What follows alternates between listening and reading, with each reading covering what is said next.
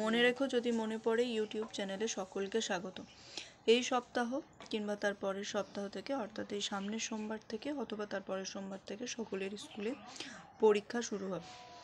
ইতিহাসের যে সমস্ত চ্যাপ্টারগুলো ইম্পর্টেন্ট সেইগুলো আমি আস্তে আস্তে আলোচনা করে দেব। তার মধ্যে থেকে আমি আজকে যে বিষয়টা নিয়ে এসেছি সেটি হচ্ছে ষষ্ঠ শ্রেণীর যে ইতিহাসের সপ্তম অধ্যায়টি রয়েছে সেখান থেকে আমাদের কী কী প্রশ্ন আসতে পারে সেগুলো। তার আগে বলে রাখি, প্রত্যেকটা বইয়ের অধ্যায় ধরে ধরে পড়তে হবে। সেই অধ্যায় কিন্তু অধ্যায় ধরে ধরে পড়লে আমরা ছোট ছোট প্রশ্নগুলো এবং বড় প্রশ্নগুলো খুব সহজেই উত্তর দিতে পারবো। টেক্সট বইটা আগে পড়বে, তারপর তো সহায়িকা এসব রয়েছে। তাই আমরা চট করে দেখে নেব যে আমরা সপ্তম অধ্যায় থেকে কোন কোন বিষয়গুলো ভালো করে পড়ব। প্রথমেই আমি এখানে ওপর পোর্শনে একটা রণডঙ্কা মানে যুদ্ধের রণবাজনা ডঙ্কা, এটা একটা কবিতা মানে প্যারাগ্রাফ মতো আছে, সেটা তোমরা একটা দেখে নেবে। এবং এটা খুব একটা ইম্পর্টেন্ট কিছু নয়, তবে এই লাইনগুলো ভালো করে রিডিং পড়তে হবে। এবং এইখানে যে ষোড়শ মহাজনপদের যে উত্থানটা ঘটছে, সেই উত্থান খ্রিস্টপূর্ব ষষ্ঠ শতক থেকে খ্রিস্টপূর্ব চতুর্থ শতক ষোড়শ মহাজনপদের আমল, সেইখানে কীরকম কী হচ্ছে সেইগুলো একটু দেখে রাখতে হবে। তারপর উত্তর ভারতের কালো চকচকে মাটির পাত্র, এইগুলো একটু দেখতে হবে। প্রথম যে নগরায়নের উৎপত্তি হচ্ছে, এবং নগরায়ন বলতে আমরা কি বুঝি, নগর আর গ্রামের মধ্যে জীবনের যে পার্থক্য, সেই পার্থক্যটা।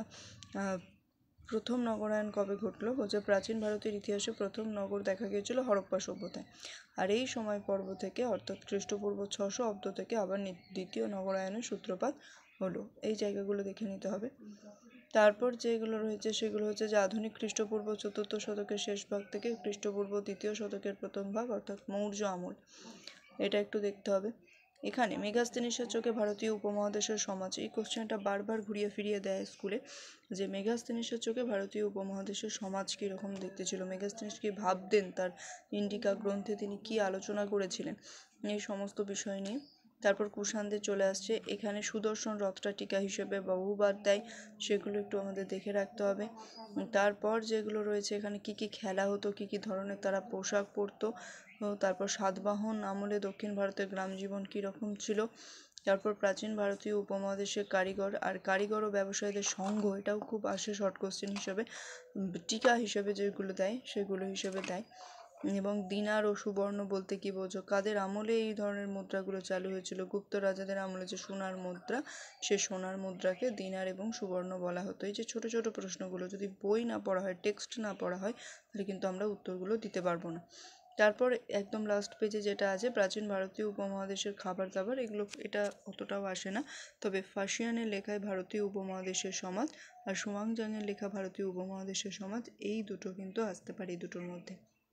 অর্থাৎ এই চ্যাপ্টারটার মধ্যে মেগাস্তিনিসের চোখে ভারতীয় উপমহাদেশের সমাজ, ফাসিয়ানের লেখায় ভারতীয় উপমহাদেশের সমাজ আর সুয়াংজাংয়ের লেখায় ভারতীয় উপমহাদেশের সমাজ, এগুলো খুব ইম্পর্টেন্ট। তার সাথে সুদর্শন রথ আরও ইম্পর্টেন্ট, এবং তার মধ্যে শর্ট কোশ্চেনগুলো ইম্পর্টেন্ট। এইগুলো যখন পড়বে তখন অবশ্যই খুঁটিয়ে খুঁটিয়ে পড়বে এবং টেক্সট বইয়ের প্রত্যেকটা লাইন খুব ভালো করে পড়বে।